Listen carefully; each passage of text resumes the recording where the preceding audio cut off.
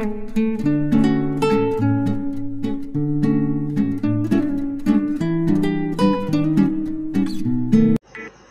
বন্ধুরা, ঝুরঝুরে perfect fried rice কী করে তৈরি করব চলো দেখে নিই। তার আগে বলে নিই, ঋষি ব্লগে তোমাদের সবাইকে স্বাগত। আশা করি সবাই ভালো আছো, সুস্থ আছো।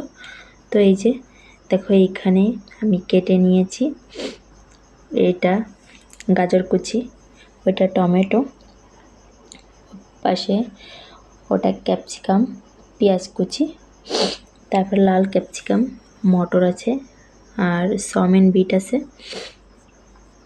যে তো দেখো, এই যে এখানে চালটা আছে, আমি অনেকক্ষণ ধরে জলে ভিজিয়ে রেখেছিলাম। এটা হাফ সেদ্ধ করে নেব আমি, 10 ভাগের 8 ভাগ সেদ্ধ করে নেব।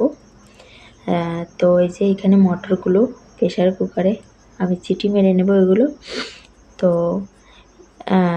এইখানে আমি কড়াই দিয়ে দিয়েছি। এখানে কড়াইতে তেলটা আমি দিয়ে দিয়েছি। আমার কিছুটা তেল অনেক দিন ধরে বেঁচে ছিল, অনেক দিন মানে ওই কি কালকের সকালবেলা আমি মাছ রান্না করেছিলাম সেই তেলটা। তো সেই তেলটা আমি দিয়ে দিয়েছি। তো কড়াইতে এবার আমি দিয়ে দেব ডিম ভাজি করব, তো সেটা আমি দিয়ে দেব কড়াইতে। তো দেখো বন্ধুরা, ডিমটা দিয়ে দিয়েছি। এখানে আমার ছিল 3টে ডিম। তো 3টে ডিম আমি একসাথে দিয়ে ভাজি করে নেব।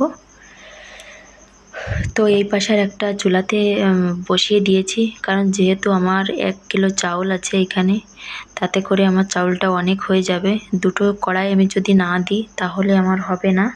তো দেখো, ডিমটা আমি কড়াইটা ওই পাশে দিয়ে দিয়েছি, কারণ চালটা ওই পাশে বেশি ওঠে, এই পাশে কম ওঠে। আর এই পাশে কিছু সয়াবিন বিট ভিজিয়ে রেখেছিলাম, তো ওগুলো দিয়ে দিয়েছি। ডিমটা প্রায় আমার ভাজা প্রায় কমপ্লিট হয়ে গেছে। এবার সয়াবিন বিটটা আমি ভালো করে ফ্রাই করে নেব। তো বলি বন্ধুরা, অনেক কষ্ট করে ভিডিও এডিটিং করতে হয়, ভিডিও বানাতে হয়। প্লিজ তোমরা যদি একটু সাপোর্ট না করো তো কি করে হবে। তো দেখো, ডিমটা কিন্তু আমার ভাজি হয়ে গেছে। এবার যে মটরটা ছিল সেদ্ধ করা, ওইটা আমি কড়াইতে দিয়ে দিয়েছি। তো ওই মটরটাও ভালো করে ফ্রাই করে নেব আমি। আর সয়াবিন বিটটা ভালো করে ভাজি করে লবণ টবণ দিয়ে নেব, আর যে যার স্বাদ মতো লবণটা দেবে।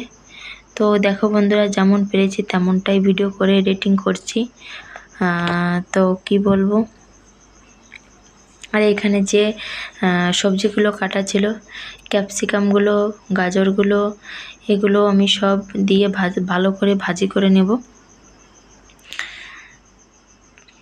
তো বন্ধুরা দেখো, অনেকে অনেক সুন্দর করে ভিডিও বানায়, আমি তেমনটা পারি না। তা যতটুকু পারি আমার সামর্থ্য মতো আমি চেষ্টা করছি বানানোর। আর দেখো, আমার এডিটিং করার মতো আসলে আমার হেল্প কেউ করে দেয় না। আমার খুব সমস্যা হয় ভিডিও করতে গেলে, ঘরে ছোট বাচ্চাও আছে, তাতেও অনেক প্রবলেম হয়। তারপরেও সবাই সোশ্যাল মিডিয়াতে আছে, এটা আমি প্রথমে আমার কিন্তু এটা আমার শখ ছিল। তো এটাতে কখনো ইনকামের আশা আমি করি না, এখনও করি না। তো কিছু স্মৃতি হিসেবে আমি রেখে দিচ্ছি ভিডিওগুলো, ভবিষ্যতে আমি দেখব যখন আমার বয়স হয়ে যাবে তখন। তো দেখো, কথা বলতে বলতে এগুলো কিন্তু ভাজি করা হয়ে যাচ্ছে আস্তে আস্তে। এবার যে ফ্রাই রাইসগুলো, মানে যে রাইসগুলো আমি রেখেছিলাম, ভাতগুলো, ওইটা আমি 10 ভাগের 8 ভাগ সেদ্ধ করে নিয়েছি। তো সেইটা আমি এর ভিতরে দিয়ে ভালো করে নাড়াচাড়া দিয়ে, তো যখন চাউলটা সেদ্ধ করতে দিয়েছিলাম বন্ধুরা, তখন এই ভিডিওটা শ্যুট করেছিলাম। ওই ভিডিওটা আমার ছেলেটা ডিলিট করে ফেলেছে, করার কিছু নেই বন্ধুরা। তো যাই হোক, তো এই চাউলটা একটু ছোট এনেছিলাম, কারণ অত লম্বা লম্বা চাউলে কোনো স্বাদ পায় না, আমার ভালো লাগে না বাসমতি। তো ছোটোটাই এনেছিলাম দোকান থেকে। তো দেখো, এখানে ডিম আর চাউমিনগুলো আগে থেকে ভেজে রেখেছিলাম, তো এইটা আমি দিয়ে দিয়েছি।